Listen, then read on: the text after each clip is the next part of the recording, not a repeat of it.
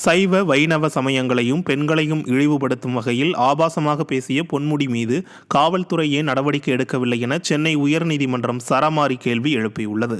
பொன்முடியின் வழக்கை விசாரித்த சென்னை உயர்நீதிமன்றம் இழிவாக பேசியதை பொன்முடியே ஒப்புக்கொண்டிருக்கிறார் என்றும் அவர் கட்சி பதவியிலிருந்தும் நீக்கப்பட்டுள்ளார் என்பதையும் சுட்டிக்காட்டியுள்ளது.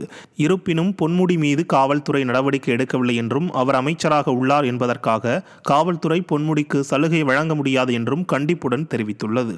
பொன்முடி மத உணர்வுகளை புண்படுத்தும் வகையில் வெறுப்புணர்வுடன் பேசியுள்ளார் என காட்டமாக தெரிவித்துள்ளது. மேலும் வழக்கை தலைமை நீதிபதிக்கு பரிந்துரை செய்யவும் பதிவுத்துறைக்கு உத்தரவிட்டது. பெண்களை ஆபாசமாக பேசிய திறனற்ற திமுக அமைச்சர் பொன்முடியை கண்டித்து தேனி பங்களாமேட்டில் கழக மகளிர் அணியினர் சார்பில் மாபெரும் கண்டன ஆர்ப்பாட்டம் நடைபெற்றது. தேனி கிழக்கு மாவட்ட மகளிர் அணி செயலாளர் தனலட்சுமி தலைமையில் நடைபெற்ற இந்த ஆர்ப்பாட்டத்தில் சிறப்பு அழைப்பாளராக தேனி கிழக்கு மாவட்ட செயலாளர் முருக்கோடை ராமர் கலந்து கொண்டார். போராட்டத்தில் பங்கேற்ற கழக நிர்வாகிகள் அமைச்சர் பொன்முடி உடனடியாக பதவி விலக வேண்டும் என கண்டன கோஷங்களை எழுப்பி அவரது உருவப்படத்தை காலணி மற்றும் துடைப்பத்தால் அடித்தனர். இந்நிகழ்ச்சியில் கழக நிர்வாகிகள் ஏராளமானோர் கலந்து கொண்டனர்.